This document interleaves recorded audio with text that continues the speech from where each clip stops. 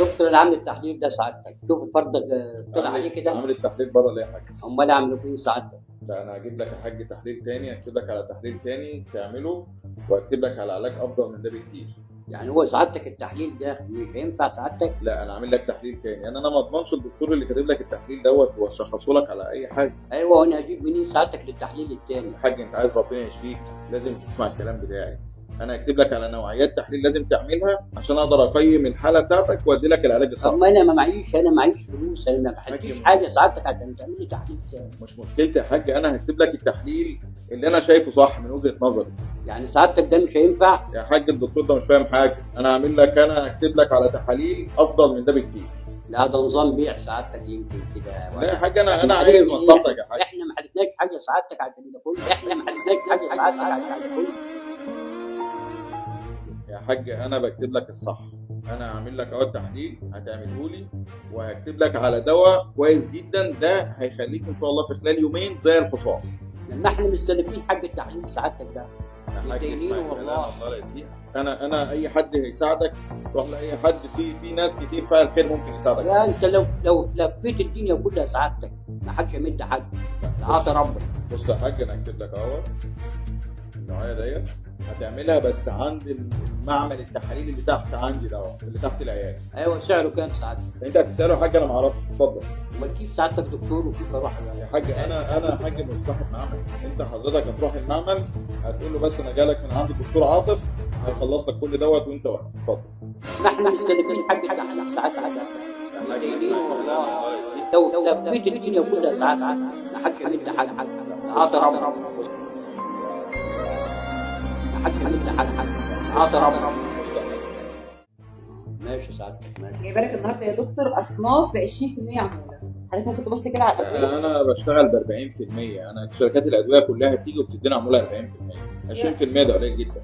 يا دكتور ده حضرتك بس هتكتب الدواء في الروشته. ماشي، ما احنا هنكتب الدواء، احنا اللي بنشغل الاصناف دي كلها، ده لان احنا بنكتبها مش هتتباع. احنا ممكن نوصل ل 30% يا دكتور يكون حل بوليسي. انا بقول لحضرتك بتعرض علينا ب 40%، المفروض حضرتك تديني عرض اكبر مش اقل.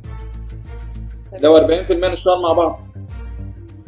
طب اوكي يا دكتور نزيد، بس اهم حاجه زي ما حضرتك عارف اهم حاجه عندنا الساحل، غير كمان ان احنا لما بنحقق التارجت بتاعنا بيكون اسبوعين كده في الساحل كده. خلاص يا مسهل الحال، ان شاء الله نحقق التارجت ويبقى اعلى من كده بكتير ان شاء الله. متشكر جدا لحضرتك. السلام عليكم يا دكتور. عليكم السلام ورحمة الله. شوف التحليل سعادتك ده كده. من مين التحليل ده؟ دكتور عاطف. تمام. شوف سعادتك يكلف لي كام؟ التحليل ده هيكلفك حوالي 1750. سعادتك تجيها منين 1750 جنيه؟ دي مش مشكلتي حاجه، ده التحليل اللي مكتوب لي. طب انا كنت عملته سعادتك بره. والله يا حاج ده اللي مكتوب لي في التحليل، وده دكتور عاطف محولات. هو سعادتك هيكلفني 150 جنيه، كيف يعني ادفع لك انا 1700 جنيه اجيبها لك منين سعادتك؟ والله دي تكاليف التحاليل اللي عندنا يا حاج. يعني انا اشحت من بره سعادتك؟ والله ده مش شغل يا حاج، تقدر تدفع بره وتجيلي هنفذ لك التحليل. طب ما حد سعادتك شحتني ولا اديني حد؟ والله دي مش مشكلتي يا حاج، انا عندي شغل والله متاخر. اتفضل. خلي فيه رحمه سعادتك. طيب عندي شغل يا حاج والله. اتفضل، تقدر تدفع بره وتجيلي. اتفضل. هات يا دكتور حسبي الله ونعم الوكيل. خلي فيه رحمه سعادتك. طيب دكتور حسبي الله ونعم الوكيل. اتفضل يا حاج. انا حولت لحضرتك النهارده يا دكتور 6500 على حساب البنك بتاع حضرتك، حساب ال 14 حاله اللي جوه المعمل. لا انا بعت لحضرتك النهارده 17 حاله. لا اللي وصلنا النهارده في المعمل 14 حاله. راجع هتلاقيهم 17 حاله، هو بس هيبقى في فرق حوالي 1250. حضرتك يا ريت تبعتهم لي، وراجع برضه هتلاقي كل حاجه مظبوطه، يعني ما تقلقش كل حاجه هنا متقيده. خلاص هراجع الحالات اللي جت لي المعمل النهارده واكلم حضرتك باذن الله، لو في فرق هحوله لحضرتك. ما فيش اي مشكله. ماشي يا دكتور. شكرا. مع السلامه.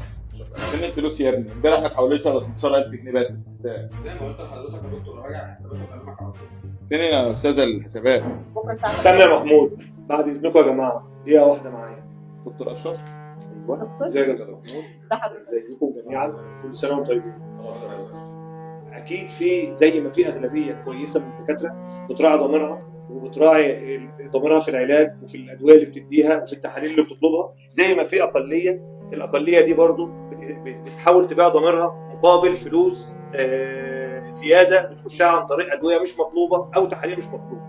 فده احنا نفسنا يا استاذ محمود، نفسنا يعني النسبه القليله دي تراعي ضميرها، كل الناس تراعي ضميرها، وان كل الناس تراعي ضميرها في كل الشغل. الدكتور برضه زي اي افراد في اغلبيه كويسه وفي اقليه مش مظبوطه. احنا عايزين نقوم الاقليه اللي غير مظبوطه دي، وانها تراعي ضميرها في الفتره الجايه، ويعملوا الادويه الصح اللي محتاجاها المريض والتحاليل، عشان ربنا يبارك لهم ويبارك لعيال ويبارك فيهم ان شاء الله.